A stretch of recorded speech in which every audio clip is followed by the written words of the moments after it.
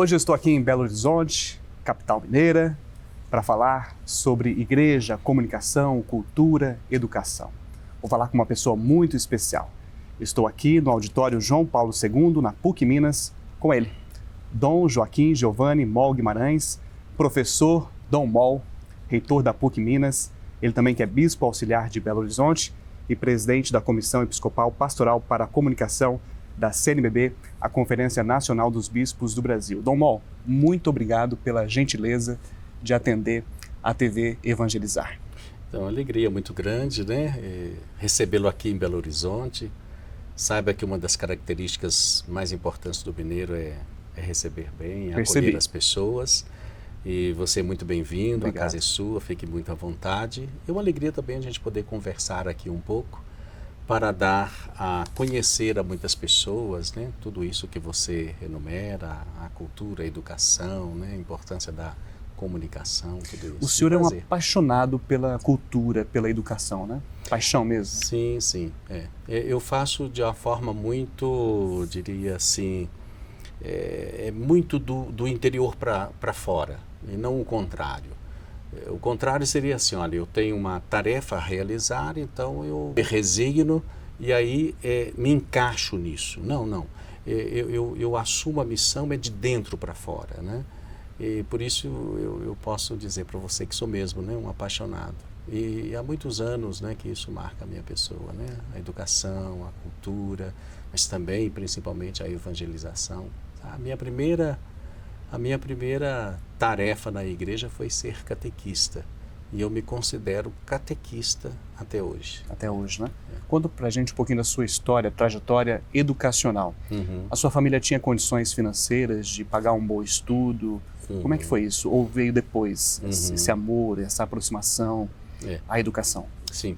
Então, a minha família é uma família de sangue e depois tem uma família de fé, que é a congregação salesiana, onde eu peguei o amor a tudo isso. O senhor é salesiano? Eu fui salesiano durante muitos anos. Então, a minha família de sangue é uma família muito simples, meu pai já falecido, operário, minha mãe funcionária pública, e aí nós somos 7 filhos, e aí o que eles fizeram? Eles entenderam assim, olha, se não podemos deixar riqueza material, vamos deixar estudo para os filhos. E eles dedicaram toda a vida para estudar esses 7 filhos. E todos estudávamos em escola confessional, né? No colégio salesiano, e a minha única irmã no colégio das irmãs salesianas. E isso era intencional dos pais? Intencional. E fazia um grande sacrifício. Agora, é claro, com a ajuda dos salesianos, então tínhamos bolsa para estudar e aquilo correspondia a ter um resultado também bom nos estudos, sabe? E fui pegando o jeito e amo estudar, gosto muito de lecionar, sabe? Lecionar também é uma vocação, cada um de nós tem várias vocações, não é isso? Não é uma só. E lecionar é uma paixão muito grande. Eu costumo dizer assim, e não voltando para nenhum mérito pessoal, mas mesmo pela graça de Deus, né? Eu gosto muito de pensar uma coisa difícil e tentar explicá-la de uma forma simples e acessível para as pessoas, né? Exercitei muito isso na vida. Quando eu ouvi pela primeira vez o senhor falar, foi em Aparecida, eu estava trabalhando na Assembleia Geral, cobrindo a Assembleia Geral, e o senhor surgiu lá, uma das entrevistas, eu falei, que bom que a igreja tem um homem assim. Fiquei tão feliz, fiquei tão feliz porque o senhor falava com uma simplicidade, uma tranquilidade, um catequista, um professor. Fiquei imensamente feliz como católico. Antes de presidir a Comissão para a Comunicação, o senhor presidiu a Comissão Pastoral Episcopal para a Cultura. Sim, né? Perfeito. E é uma continuidade também, né? Cultura, educação. Na primeira etapa, na primeira vez que participei da comissão, de fato, era educação e cultura. A parte da educação tem diversos setores, né? E é um trabalho muito árduo. A comunicação é uma das coisas, sabe, isso precisa ser considerado, que mais é modificada pela sociedade contemporânea. Ela passa por profundas mudanças, inesperadas mudanças, processo de educação. Então, se nós não acompanhamos isso, é claro, nós ficamos para trás. E a parte da cultura, ela tem um outro fator que é muito importante. Quando a gente se apega à cultura, não quer dizer que a gente abandona as outras dimensões. A dimensão sócio, política, econômica, educacional, religiosa. Não, não. Porque tinha gente que entendia dessa forma. Então, voltar-se para a cultura é abandonar, de certa forma, outras necessidades que são mais urgentes das pessoas. Não. A cultura é um fator transformador. Por isso ela é importante. A cultura é um pouco assim a moldura na qual nós nos movemos. Como um tecido. Ela influencia nas pessoas, sabe? Agora, precisa ser cultura. Eu não gosto de usar a expressão cultura de morte, porque se é de morte não devia ser chamado de cultura. Cultura deveria ser uma palavra muito bem resguardada para expressar o modo de ser humano no mundo. Isso é a cultura. Nós somos capazes de transformar. Aí vem as artes, vem as diversas expressões culturais, né? Não qualquer uma, não qualquer música, mas a música. Não qualquer teatro, mas o teatro. Não qualquer cinema, mas o cinema. E o que eu quero dizer com isso? É porque a gente não pode se perder num aspecto que define as duas áreas. E é um aspecto só que tem tudo a ver com a catolicidade. Chama-se qualidade. O que é uma universidade católica, em primeiro lugar? É uma universidade de qualidade. Se ela não oferecer o que tem que oferecer com qualidade apurada, ela não mereceria ser chamada de católica. Normal, esse teu discurso muito avançado, e coloco aqui todo o meu respeito à sua fala também, reconheço que, de fato, a gente percebe que o senhor é um homem à frente do tempo também. A igreja reconhece isso, a igreja católica no Brasil tem espaço de reconhecimento? O senhor encontra abertura ou bloqueios para este debate? Eu penso que há uma concepção muito tradicional, o que não é ruim em si, mas sendo tradicional um pouco apegada ao passado, tanto da educação como da cultura. Então, muitos leigos, muitos bispos, muitos padres, tantas pessoas pensam, imaginam como que deveria ser uma universidade católica, um colégio católico, e acham que deve ser daquela maneira. Mas são pessoas que não estão no dia a dia do trabalho da educação e do trabalho da elaboração e da produção de cultura. Então não acompanham muitas coisas. E às vezes se pensa assim, olha, o colégio católico, a universidade católica é aquela que mais celebra a Eucaristia. Sim, pode ser. Se a Eucaristia celebrada corresponde, por exemplo, à humanização das relações internas. Então, porque eu posso ter uma celebração da Eucaristia dentro de uma universidade e aqui a gente viver contraditoriamente ao Evangelho.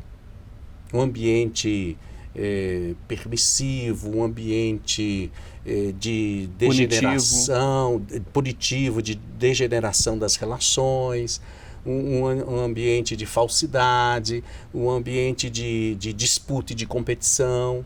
Então, isso nega a Eucaristia. Então, o que é oferecer a qualidade? É fazer com que o ensino, a pesquisa, a extensão, a investigação, que é próprios de uma universidade séria, seja feito com muito rigor e muito vigor. E aí, isto é motivo da gente celebrar. E isto é motivo da gente aplaudir a universidade. Por quê? Porque aí nós podemos celebrar não só a Eucaristia, mas a gente pode reconhecer o humanismo da universidade. A universidade católica, ela precisa ser uma universidade necessariamente humanista, senão ela nega o Evangelho. Agora, quem dá esse tom é o reitor, é o professor, é o diretor.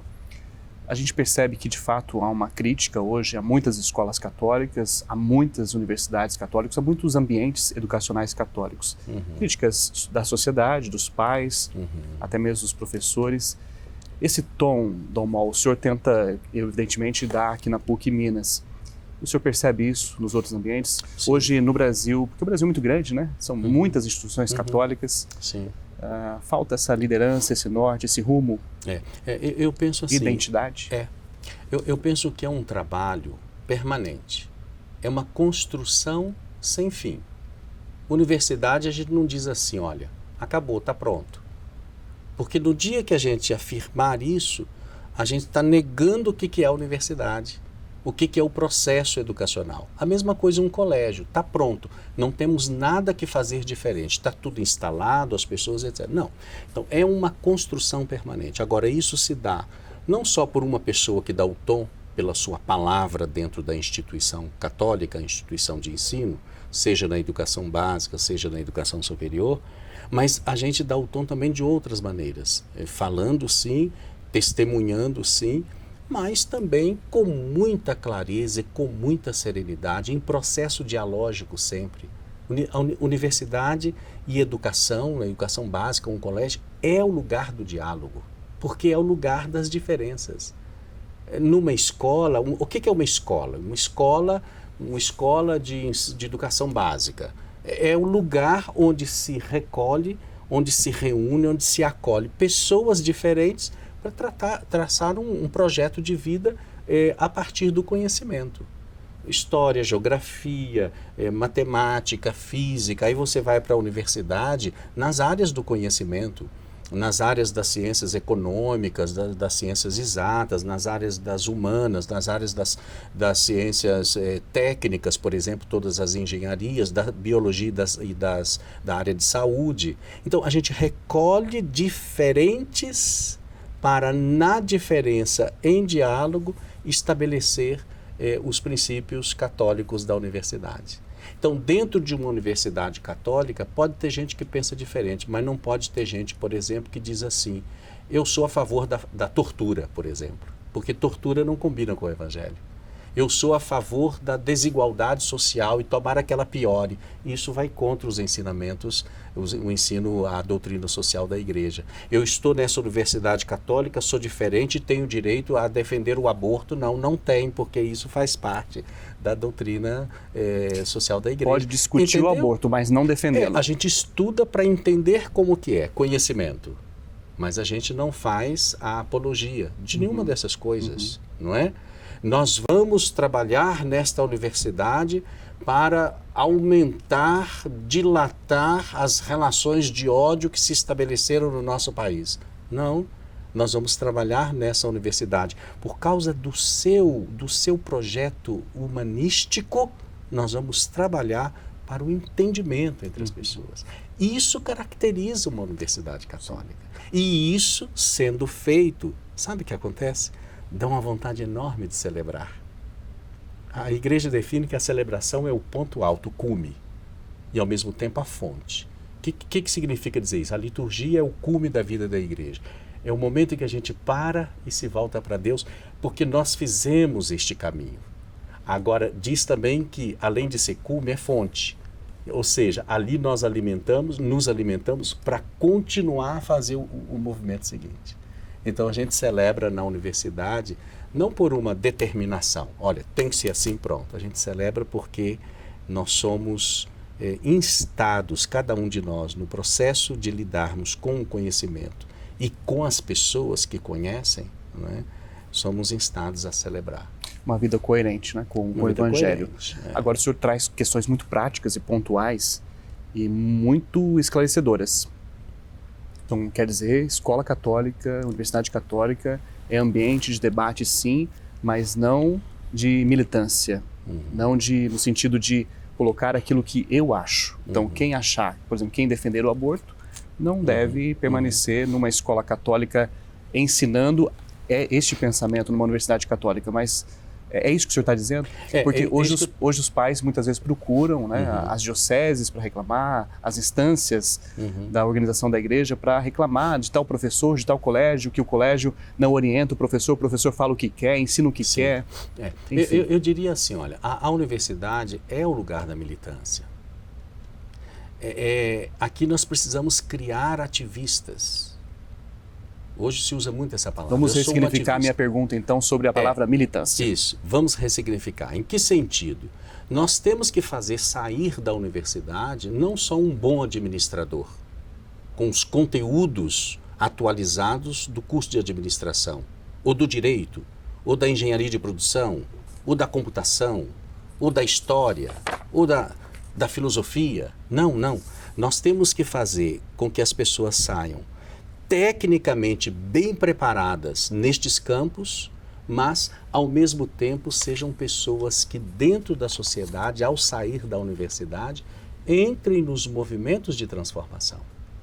Oxalá nós conseguíssemos que todos os alunos da PUC Minas saíssem da universidade formados e ativistas no meio ambiente, para defender o planeta. O que a gente não pode fazer é pegar o professor dentro da sala de aula e ele atuar ali não como um professor, alguém que estudou, se preparou, se titulou, não é? A Universidade Católica, ela tem quase 3.000 professores, não é? Então são titulados todos eles, né? Ou quase todos eles. Então ele se titulou, ele não pode usar dessa prerrogativa para poder fazer a defesa de um pensamento pessoal, de modo que os alunos tivessem que seguir o pensamento dele. Nós queremos que o aluno siga o pensamento das grandes causas que afetam a humanidade. Tá vendo? Então é aqui dentro da universidade que ele deve aprender a ser, digamos, uma pessoa comprometida. Nós formamos médicos. Não queremos que o médico que sai da PUC Minas esteja só no consultório.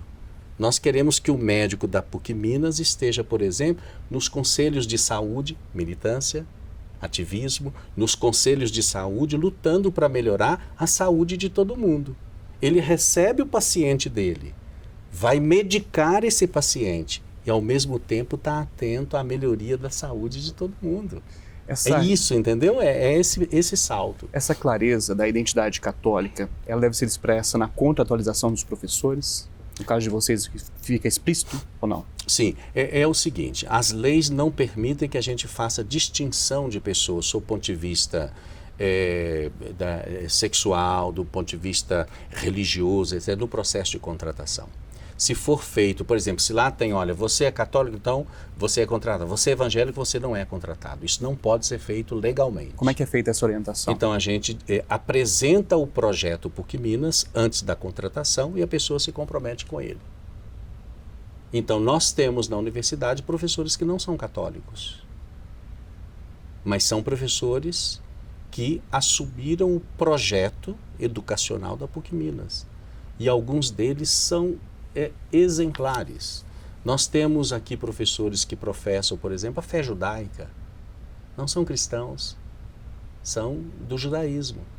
E, no entanto, são pessoas comprometidas profundamente com a sua tarefa específica naquela disciplina, naquele curso e com o projeto da PUC Minas. Um professor desse, eu não tenho notícia, estou aqui muitos anos, nunca fez, digamos assim, um proselitismo para a sua religião. Nunca fez. Não tenho notícia. Eu tenho notícia de outros problemas que a gente tem que enfrentar. Tá vendo? Quer dizer, aqui entra um pouco também a universalidade, a diferença. Agora, todos sabem que a universidade é católica. E que, portanto, o Evangelho de Jesus precisa ser respeitado afetiva e efetivamente aqui dentro. Todos sabem disso. Nós somos católicos, nós somos cristãos, nós temos orientações, né, para a nossa vida.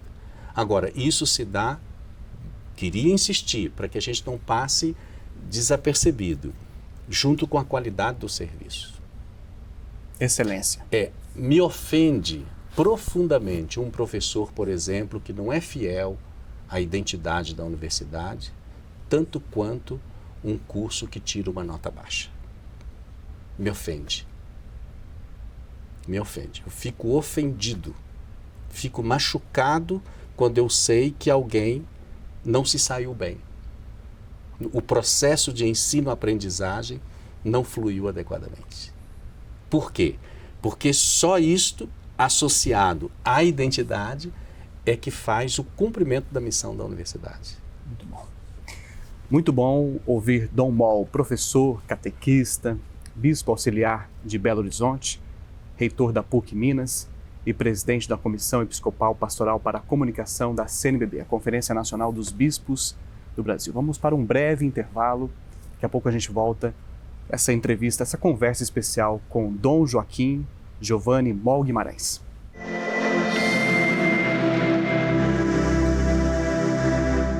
Não perca mais nenhum vídeo da TV Evangelizar. Inscreva-se agora!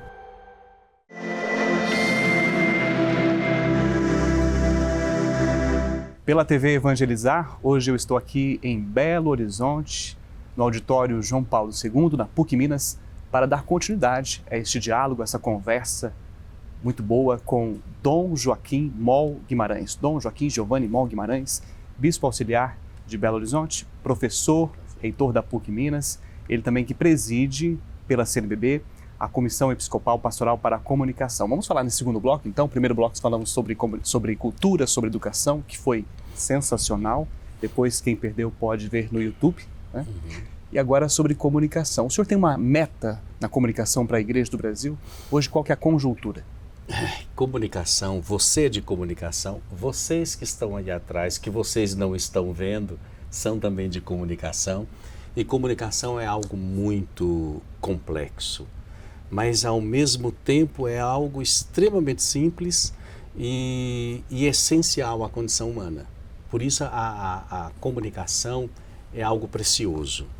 Mas eu diria assim, olha, se a gente pode resumir numa frase só qual é a meta da atual Comissão Episcopal Pastoral para a Comunicação da CNBB, eu diria assim: nós queremos que a CNBB encare a comunicação como estratégica.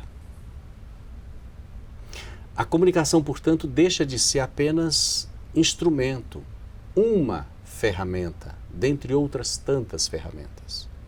A comunicação, por ser algo essencial, ela precisa ser considerada como algo estratégico para a igreja. Então, a comunicação não é para apagar um incêndio.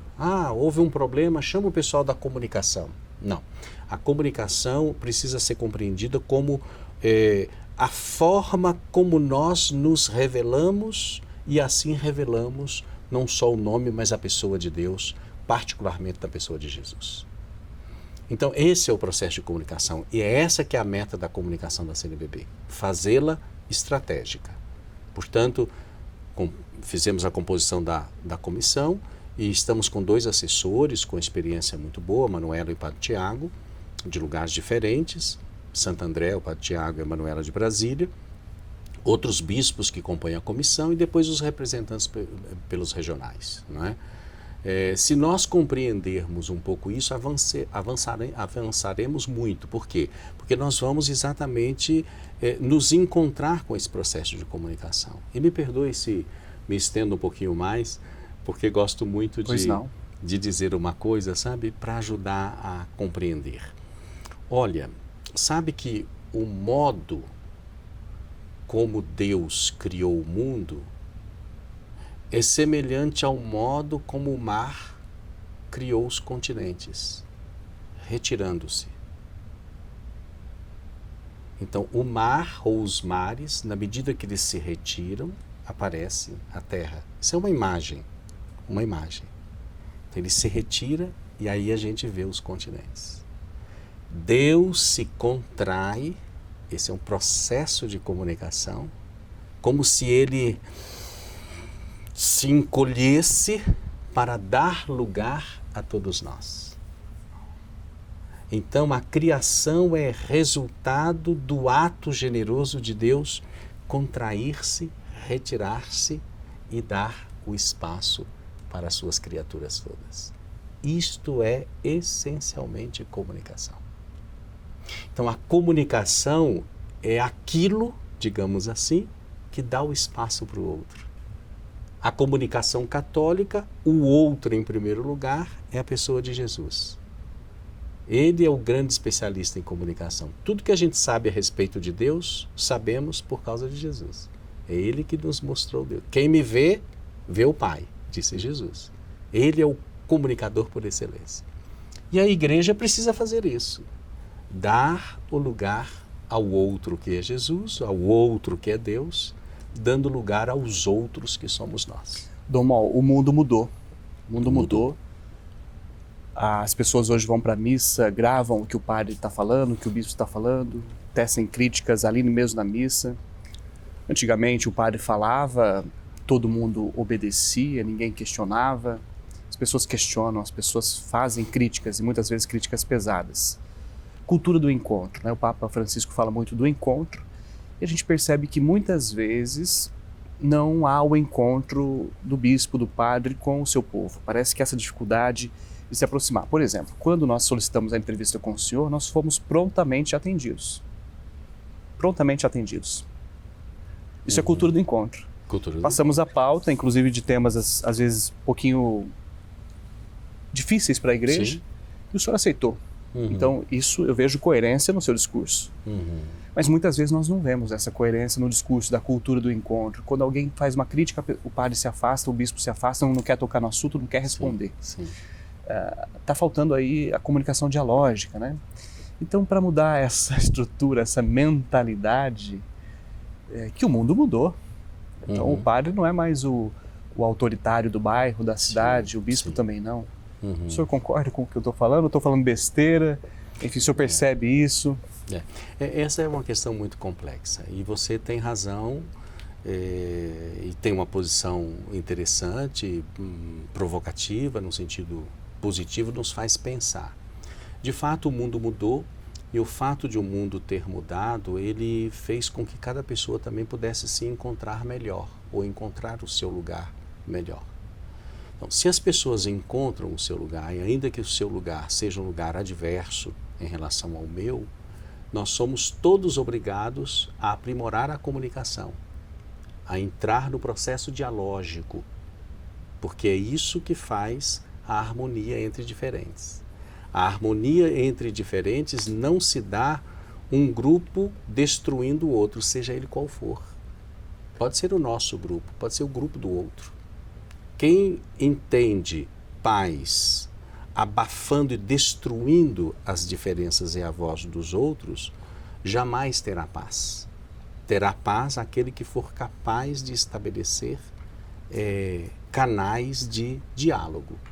O diálogo não faz as pessoas chegarem necessariamente no mesmo lugar, mas faz as pessoas chegarem no lugar, mesmo sendo diferente, em paz com o outro.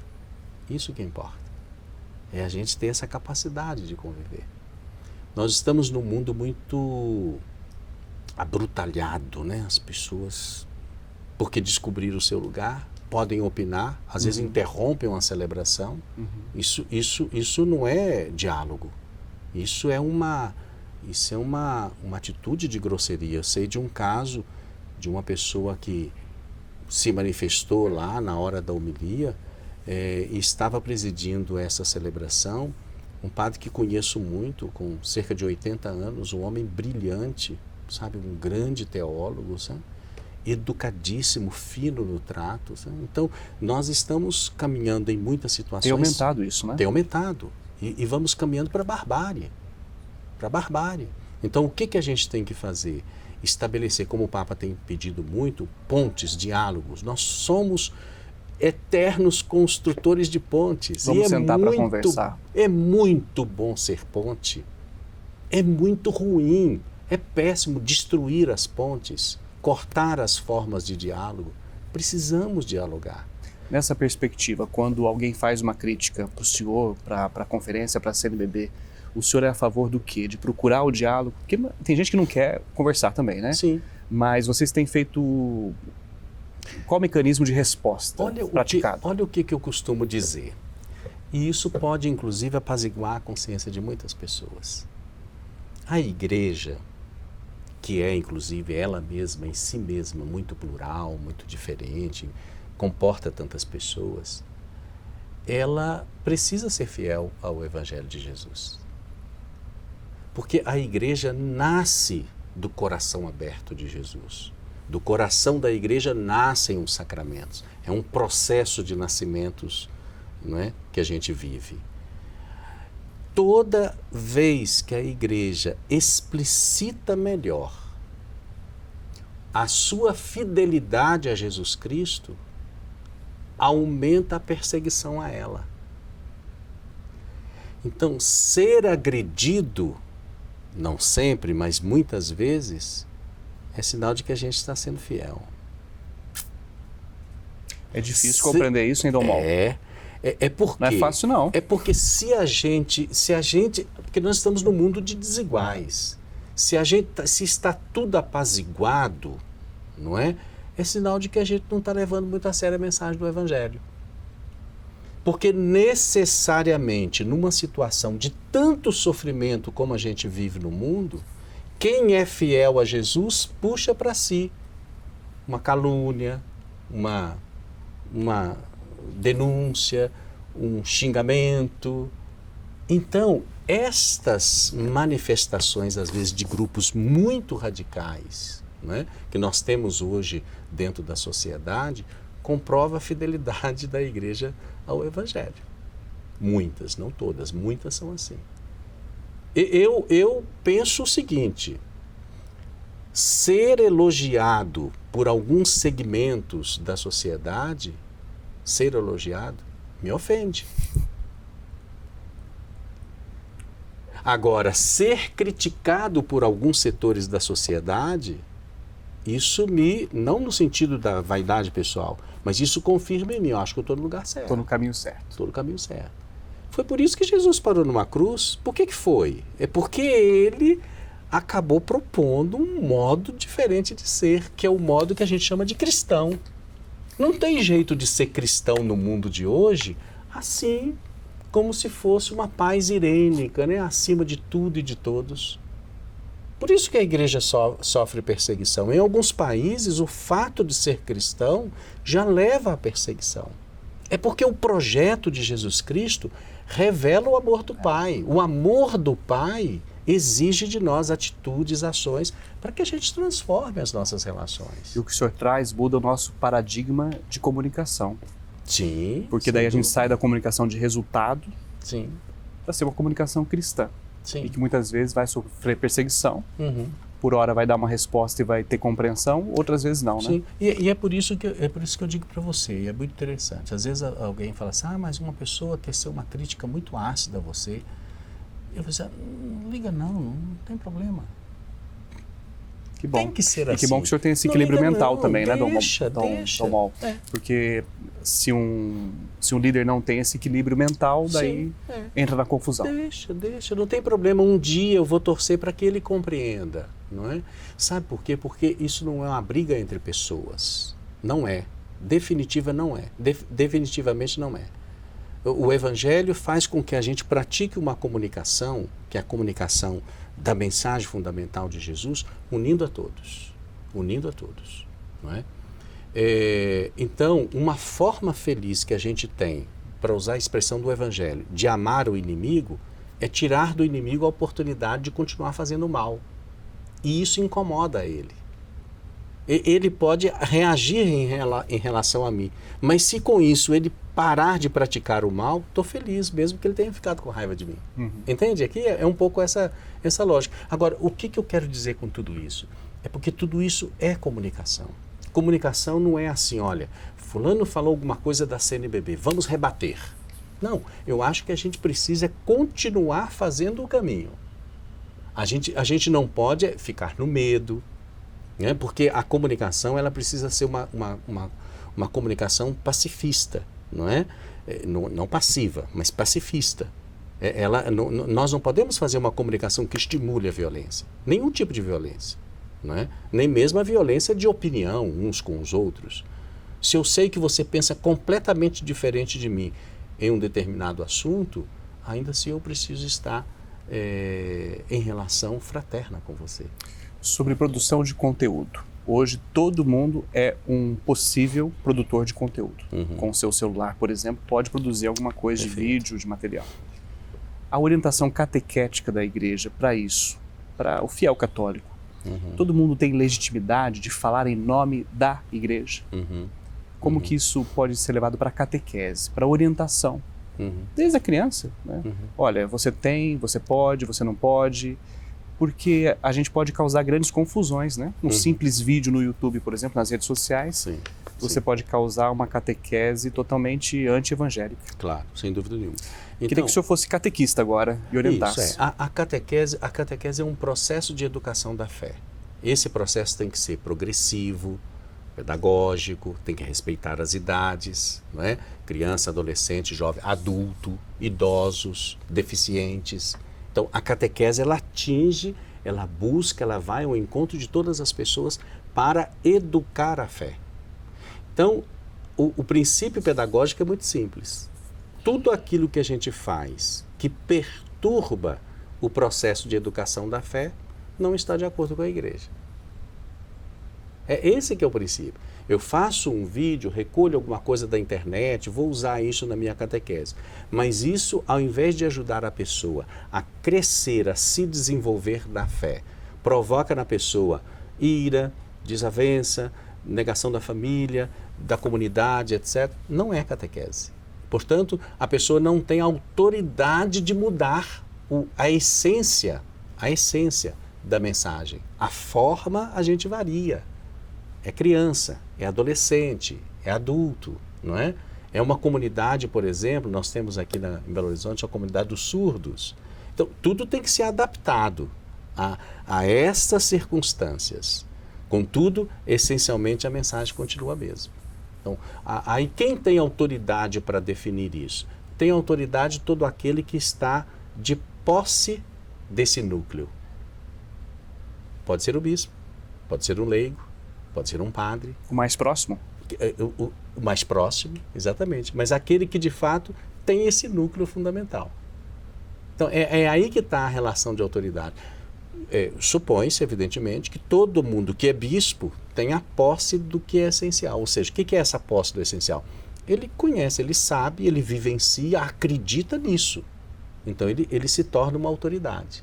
Mas um excelente catequista, igualmente, pode ter a posse aqui. Ele nunca se desvia do caminho. Por quê? Porque ele também acredita do jeito dele, como catequista. Acredita e quer levar adiante isso que é essencial na fé. O pastor mais próximo chega, então, e faz a correção fraterna, a orientação. Isso. Olha, vamos fazer um processo formativo, aqui. Vamos alinhar. Não é por esse caminho, é por esse caminho, não é? Então, isso é um...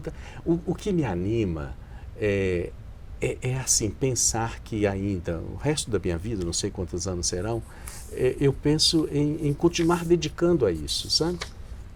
Repito a imagem, é uma construção que não tem fim. Porque cada pessoa que vem, eu encontro pessoas que me dão testemunhos de fé. Me perdoe falar aqui, diante de todos vocês, porque isso vocês estão nos vendo na televisão. Aliás, quero aproveitar para falar da TV Evangelizar, o quanto ela é importante, né, no processo de evangelização no nosso país, né? Agradecer muito a todos que trabalham. Comunicação é um trabalho, é um mutirão.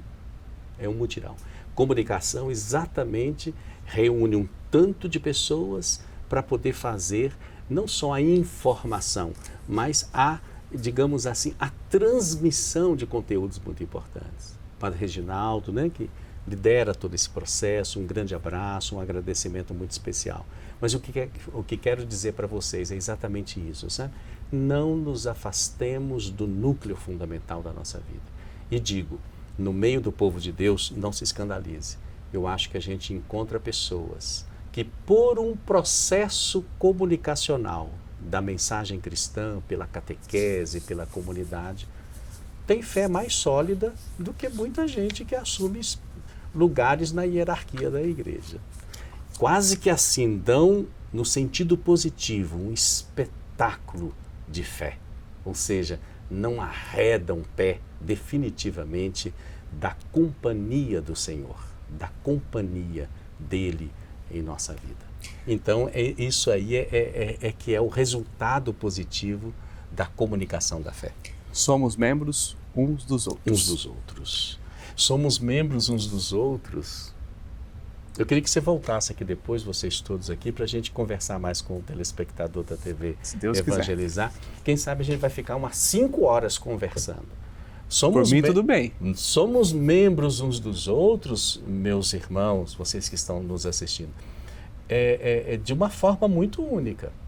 Muito única. Sabe por quê? Lembra daquele episódio que Jesus diz assim, olha, Jesus, ele diz, eu sou o tronco e vocês são os ramos de uma videira.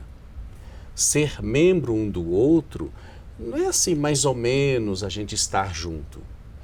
A mesma seiva que corre no tronco, que é Jesus, corre em nós que somos os ramos. É forte. É a mesma seiva.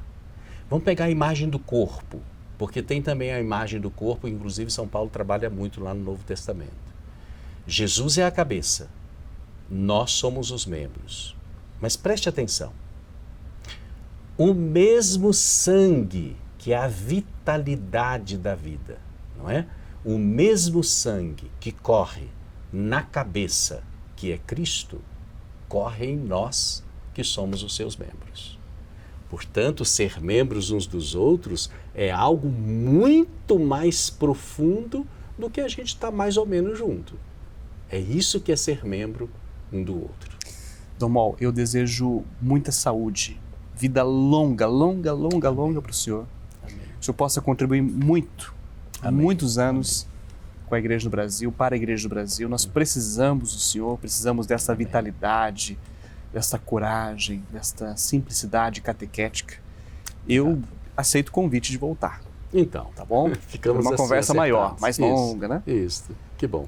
Dom Joaquim Giovanni Mol Guimarães. Dom Joaquim Giovanni Mol Guimarães, bispo auxiliar de Belo Horizonte, professor, reitor da PUC Minas, presidente da Comissão Episcopal Pastoral para a Comunicação da Conferência Nacional dos Bispos do Brasil.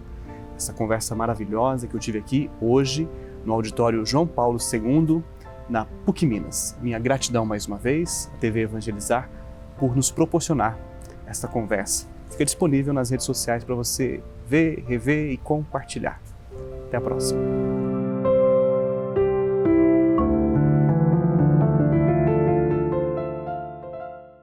Não perca mais nenhum vídeo na TV Evangelizar. Inscreva-se agora